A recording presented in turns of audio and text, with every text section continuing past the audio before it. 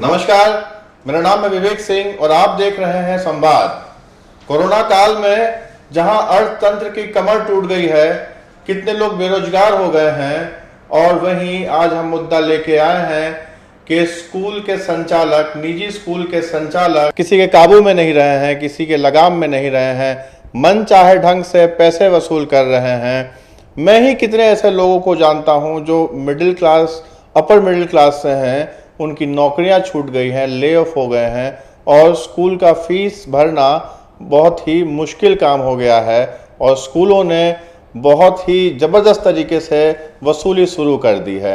हमारे साथ ऋत्विक जोशी हैं, वो हमसे बताएंगे कि ऋत्विक, आप इस संबंध में क्या कर रहे हैं, क्योंकि गुजरात में अगर देखा जाए तो कांग्रेस मुकाबले में है, टक्कर में है बीजेपी के। आज बीजेपी के शिक्षा मंत्री ने ये कहा कि स्कूल सितंबर तक की फीस एक डिसाइड कर ले मंथली और वो ले। उन्होंने कोई डायरेक्ट दिशा निर्देश नहीं जारी किए स्कूलों के लिए और स्कूल इसी का फ़ायदा उठा रहे हैं। सबसे पहले तो मैं आपका शुक्रिया अदा करता हूं कि आपने संवाद के माध्यम से हमको यहाँ पे अपनी बात रखने का मौका दिया। मेरा ये मानना है कि गुजरात की जो सरकार है वो जो ये प्राइवेट स्कूल्स के जो संचालक है उनकी तरफदारी कर रही है, इसलिए मैं ये स्टेटमेंट दे रहा हूँ। क्योंकि गुजरात राज्य के मुख्यमंत्री ने आज से 8-10 दिन पहले मीडिया में स्टेटमेंट दिया कि 3 महीने की फीस कोई भी स्कूल ले नहीं सकती और आपको कोई भी स्कूल दादागिरी करके फीस नहीं ले सकती। अभी 2 दिन पहले शिक्षण मंत्री बोल रहे हैं कि फीस भरनी है लेकिन इंस्टॉलमेंट से भरनी है, सितंबर तक भरनी है।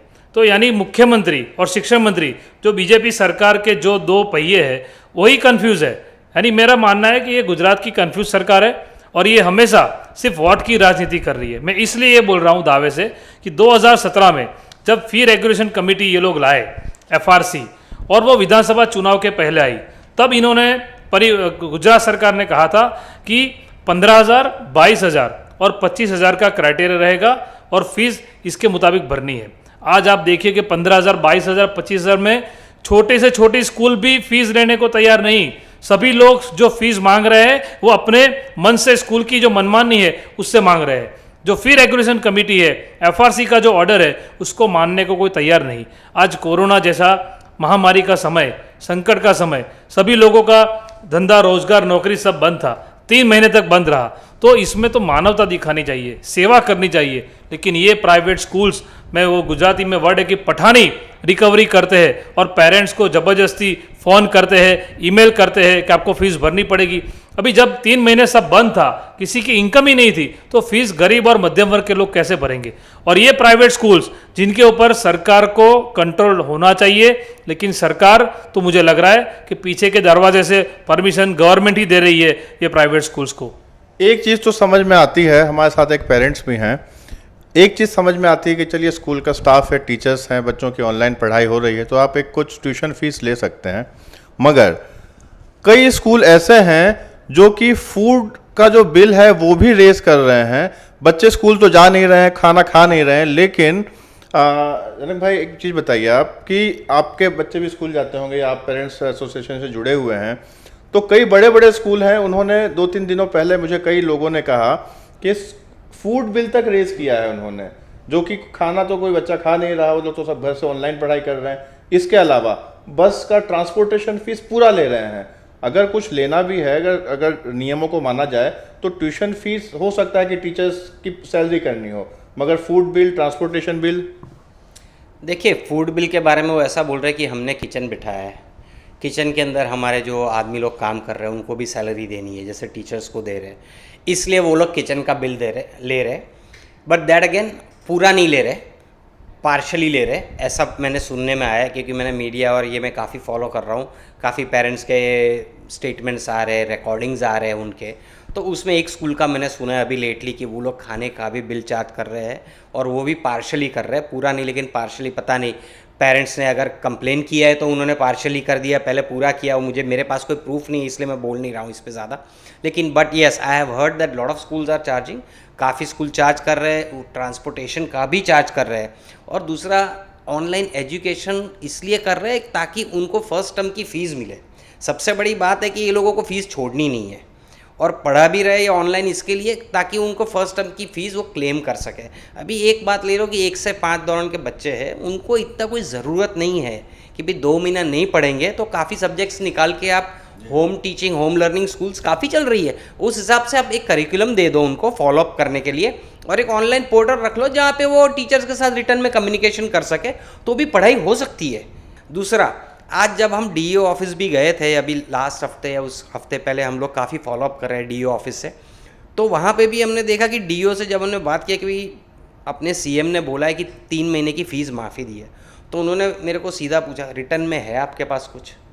मतलब आज तक सिर्फ बातें हो रही है मीडिया पे, लेकिन रिटर्न में डीईओ के पास भी कुछ आया नहीं है, और जिसका फ़ायदा स्कूल उठा रही है, क्योंकि डीईओ ऑफिस में से सब ऑर्डर स्कूलों को जाने हैं। जब डीईओ को ऑर्डर नहीं मिला है तो स्कूलों को कहाँ से मिलेगा ऑर्डर रिटर्न में, इसलिए स्कूलें फीस चार्ज कर रही है। तो ये जो हो रहा है, जो प्रॉब्लम है वो टॉप लेवल से है और वहाँ से सब फनल में जा रहा है। देश के कई राज्यों में स्पष्ट दिशा निर्देश जारी किए हैं, मगर गुजरात में जैसा कि ऋत्विक जी ने बताया कि मुख्यमंत्री और शिक्षा मंत्री के बीच में समन्वय की कमी है, दिशा निर्देश स्पष्ट दिशा में नहीं है और इसी का फ़ायदा स्कूल उठा रहे हैं।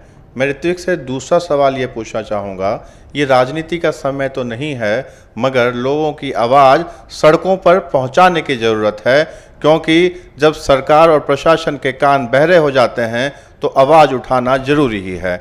इससे ऋत्विक जी एक बात बताइए, पिछले विधानसभा चुनावों में देखा हमने कि गुजरात में कांग्रेस बड़े टक्कर दी बीजेपी को, तो क्या आपको ये लगता नहीं है कि अब आवाज़ उठाने की ज़रूरत है, उन कानों तक आवाज़ उठाने की ज़रूरत है जो लोग परेशान हैं, उनकी परेशानी सरकार और प्रशासन तक पहुंचाना ज़रूरी हो गया है?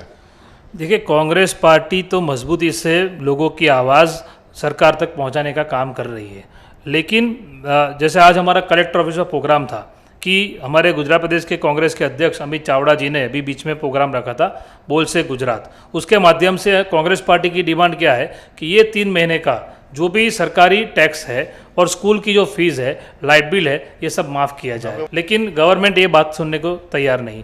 हमारे नेता राहुल गांधी ने भी, आपने देखा होगा कि स्पीकअप इंडिया प्रोग्राम के माध्यम से हमने लोगों की आवाज़ सरकार तक पहुंचाने की कोशिश की, लेकिन ये जो सरकार है बहरी मूंगी सरकार है। इन्होंने करोड़ों का पैकेज डिक्लेयर कर दिया, लेकिन गरीब और आम आदमी के पॉकेट में एक पैसा नहीं आया।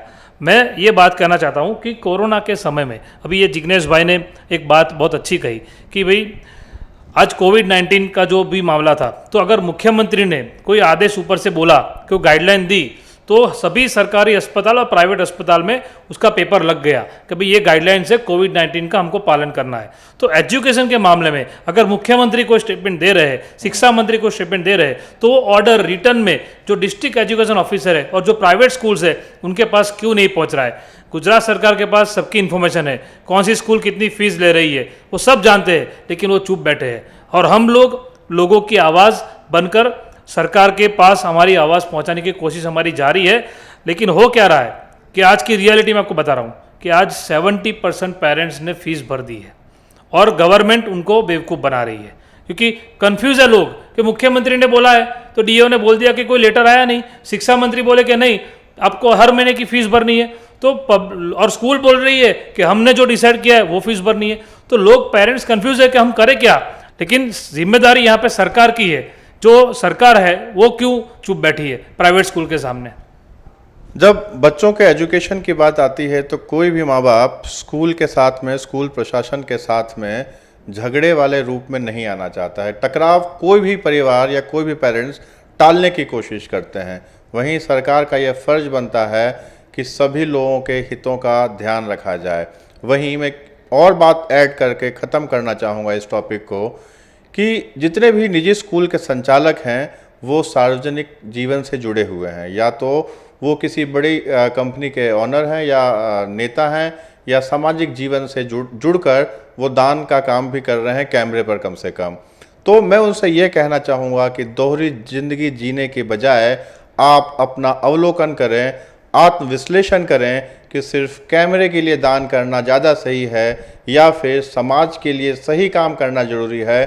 क्योंकि अगर आप समाज के लिए कुछ कर रहे हैं तो एहसान नहीं कर रहे हैं, इसी समाज से आपने कमाया है और आपका और हमारा फ़र्ज बनता है कि उसे इस समाज को, ज़रूरतमंद को लौटाए भी हम। आप संवाद से जुड़े रहिए, आपके सुझाव भी भेजिए हमें और लाइक और कमेंट ज़रूर करें। नमस्कार, जय हिंद।